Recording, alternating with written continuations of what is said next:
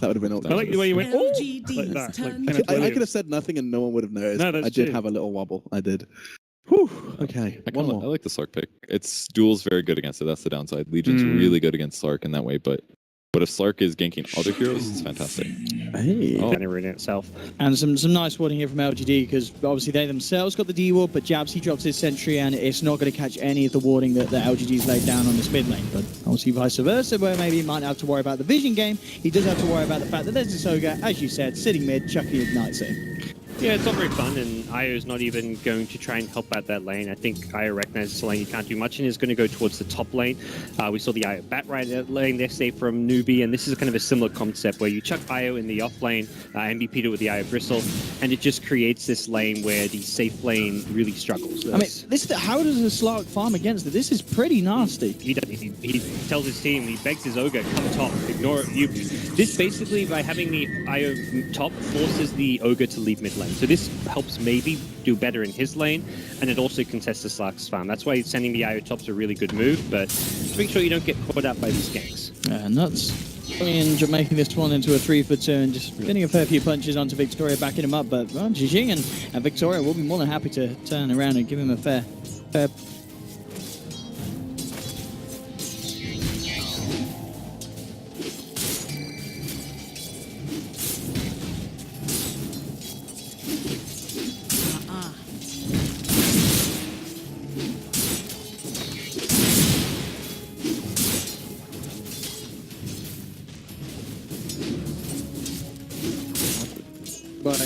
bottom lane, ice.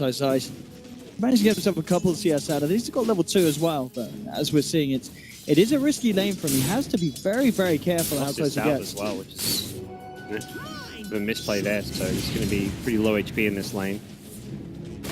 Over towards the mid lane. CS at the moment, very close. It's pretty much bang on even between Maybe and Jabs.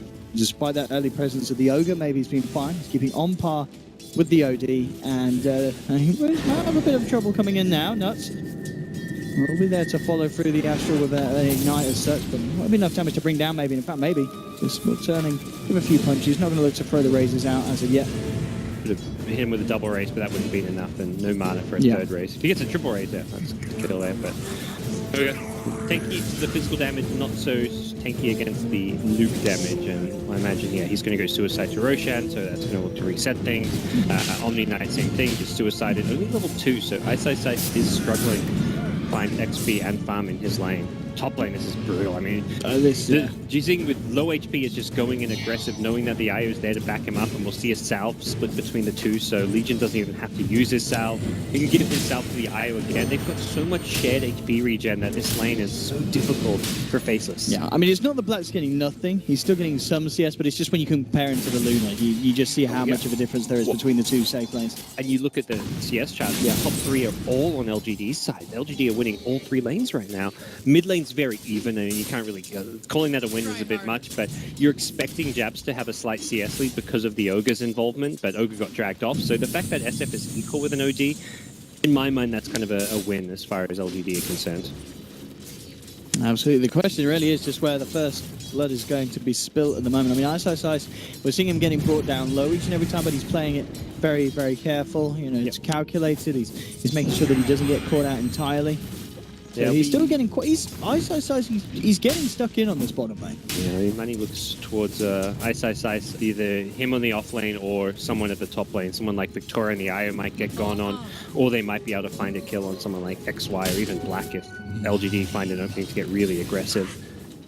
But as it stands, no kind of big impact runes just yet coming to play. OD got an invis, but he's kind of on his own, so he's just going to go back to the mid lane to continue farming.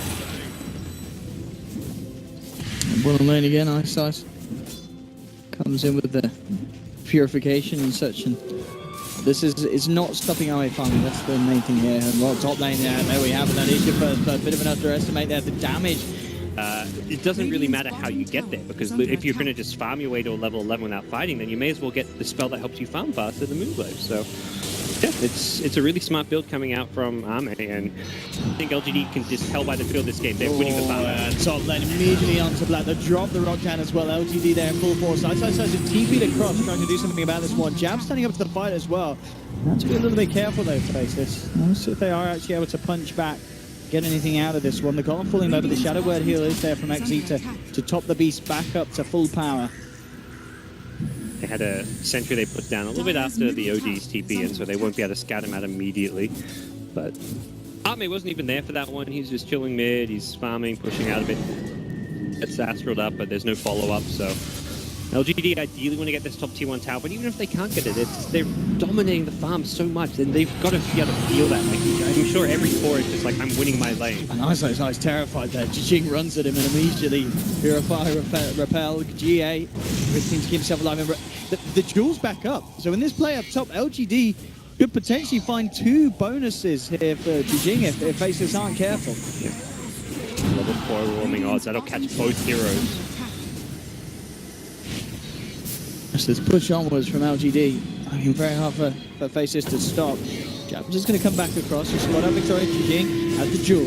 We'll see if he's able to use it. Good raises here from maybe getting massive amounts of damage out onto Faceless. Then force back Jijing, finds the duel on the perfect target, gets the Omni Knight. Eyesight is down. They move in for more, taking down Jabs. Nuts, hiding himself in the trees maybe. He's searching for him with these raises.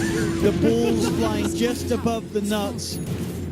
But, oh, no, there's contact. Oh. They get another. I mean, it's already looking almost multiple times worse than game 1 here for a Faceless. Yeah, it's one of the most one-sided games I've seen in a while. So as far as being able to end the game, it's not quite going to be completed just yet. Still has a bit of a ways to go, another 1,500 gold or so, but even without that item, I think LGD will be like, yeah, we can try and get that to push high ground with, but why not take these out of towers? Why not take a fight? We're so strong. All it takes is one good blink duel, and Faceless are in all sorts of trouble. Jijing in the trees, ready for the jump through, and immediately is there on the Keeper of the Light. There'll be a 5 left to try and slow down the onslaught, but it's not going to save the call. Jijing getting the bonus damage. 2 heroes to full on Faceless, opening up potential for LGD to take a tier 2 and almost certainly move in for more. There'll be a buyback from the Coral. That was nice. He went in blind there. There was no radiant vision in that area. He just said, there's a high chance there's a puddle sitting here looking to illuminate down wave. I'm just going to go in and see what's there, because he knows he's got backup from an IO from a Warlock rock. Just went in blind. Good play, good calling from the team, backing each other up. LGD have got their second lane of racks now. Jab's trying to do his best to stop this, but maybe immediately coming forward and just the damage he's pounding out with the diffuser blade. Not a lot of eyesight do to hold back, but the Shadow Fiend is enforcing on FL. There's the butterfly. They've still got ultis as well outside of the Warlock one. They TP back top, I think, probably making the call like, well, they're not going to GG out. Let's wait for another Warlock ultimate. Let's wait for a Roche. Why risk it? And this is grim. This is pretty much impossible for Faceless to play. There's no real item or team fight hope. It's one of those things where if you're down 4 racks and you have this insane team fight wombo combo, you're like, okay, they've got to just hit these spells together, get the vacuum into the RP, into the black hole, and they'll win a fight. But it's they've got what? It's a OD ultimate. That's really the summary of their team fight. The Guardian Angel, the Repel, are going to get countered by the Diffusal Blade. Luna was even carrying around a Satyr Creep to purge with earlier.